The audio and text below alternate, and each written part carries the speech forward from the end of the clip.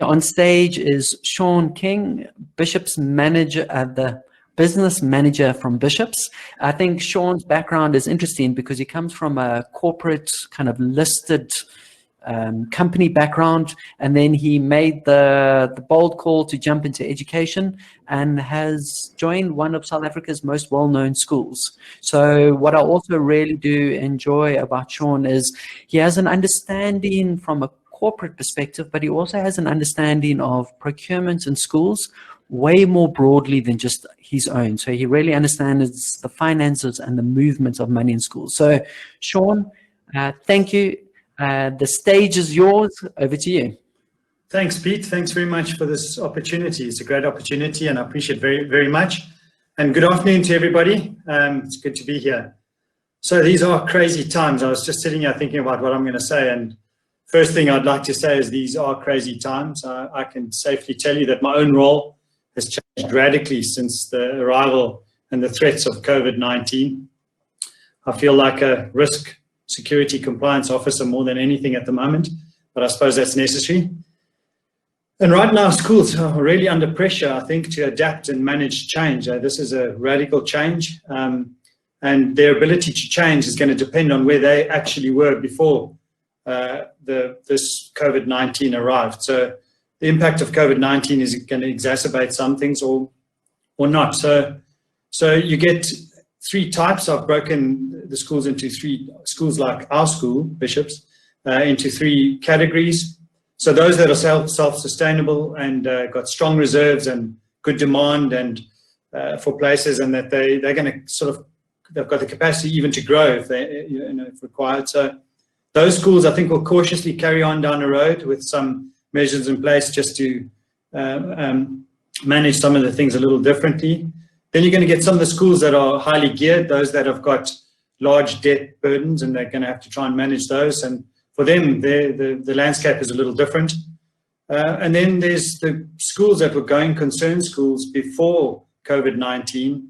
And so they were marginal in terms of survival. So they were sort of really battling to break even. And those are the schools that are probably most at risk right now. So every school is going to focus on working capital, managing your free cash flow. That's going to be absolutely critical. And this, I think, is going to be the main factor for some years to come, at least the next year and a half to 2 years. So what I thought I'd do is break this up into some broad areas. So I'm sure this is not new to any of the business managers out there, but to the suppliers, it might give you some insight to where we are. But we need you suppliers, and I'll just give an overview of the broad areas. So firstly, income security or income management is really critical. So collecting fees this year and next year is going to be challenging for all of us. I think a lot of my colleagues I've chatted to are struggling with similar problems to myself. So some customers have been financially ruined in this time. Great paying customers that have had businesses that are decimated.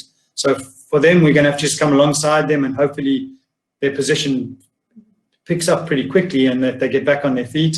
So we're hopeful for that. So all you can really do is come alongside those guys.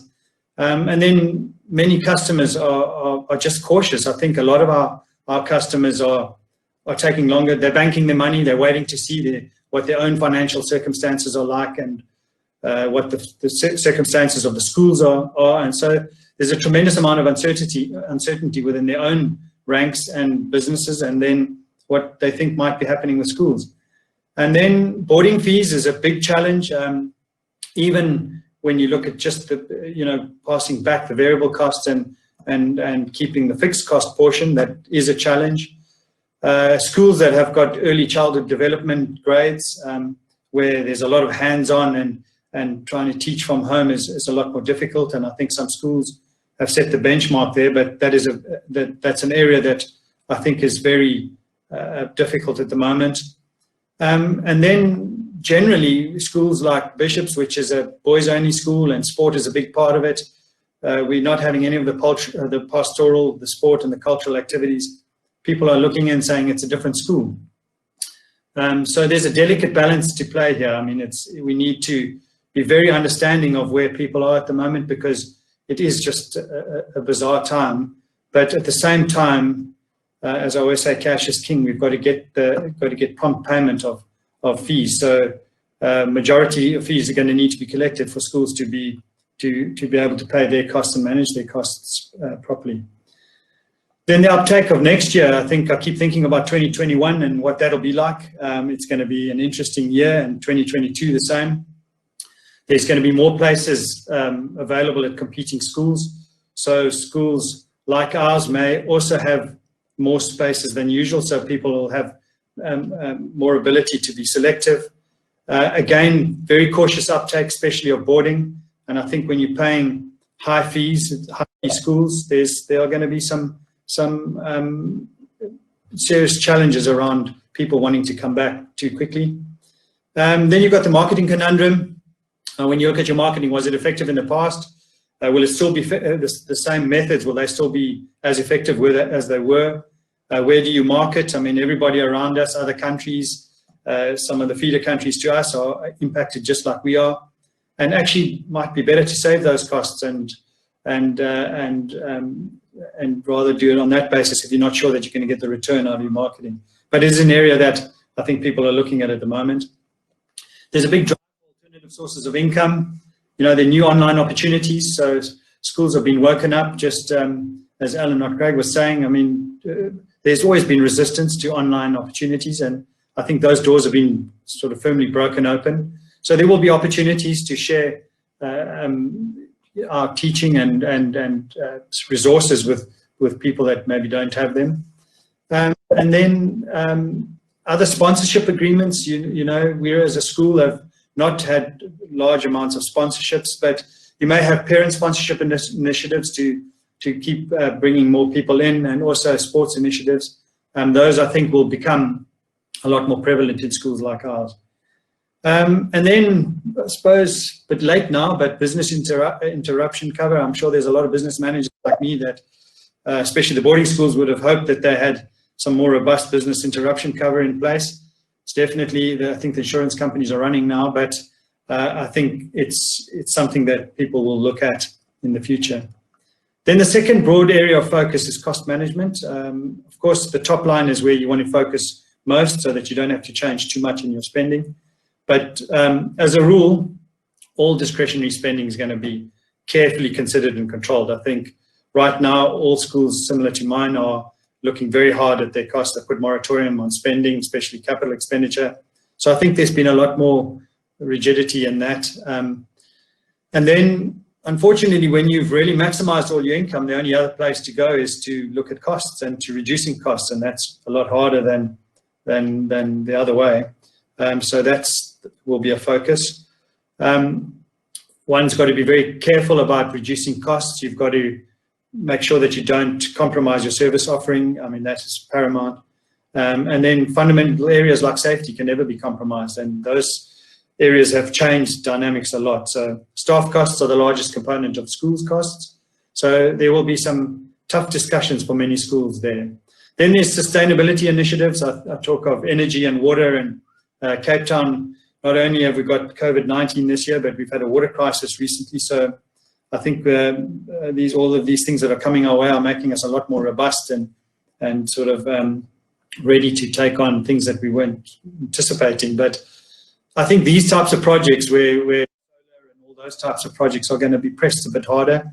They will be prioritized a bit more, but they do require funding. There are funding models out there, and I think there's going to be a drive towards making sure that you bring those operational costs down. So those are the income and the cost side of things. And then some of the other key considerations that I thought I'd just bring to the table is health and safety. A total relook is needed at this area. You can never compromise what you did have, but we haven't got boys in gyms and boys in the swimming pools and boys tackling each other on the rugby field, but we've got this virus around, so there's a whole rethink and relook at how you social distance and put all the parameters in place. So massive change there, and that's going to probably stay in place for a long time. There'll be a big look at contracts. I think all schools are looking seriously at their contracts. You know, the parent partnership agreements, people will be making sure that those are tight. The fees and collection policies, like never before, I think they're going to be looking quite hard at those. part-time employee contracts, you've got sports coaches, you've got all sorts of part-time music people. These contracts will definitely be looked at and looked at fairly substantially.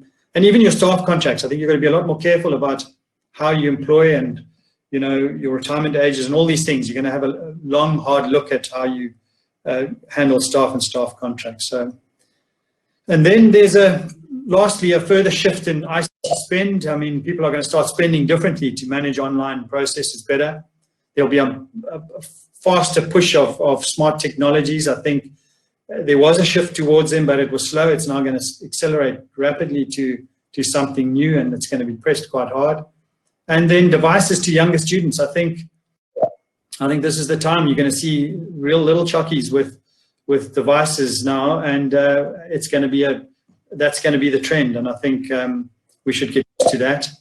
We're going to have to enhance our management reporting systems, our cost management systems. I think we're going to have to be able to report them better and make sure that we can use information to manage our costs better. There are going to be audit concerns. I think your auditors for schools are going to start looking at future viability of schools, the going concern aspect. They're not going to have a look at the now, they're going to look forward more. And then sadly, I think fundraising opportunities will be suppressed for a while, and one's going to have to manage those really well, because especially when it comes to bursaries and transformation as it is with us, we're going to have to work really hard to make sure that we tap into those resources and look for new resources to make sure that we keep that going. So in a nutshell, it's a whiz through everything that I've given you there, but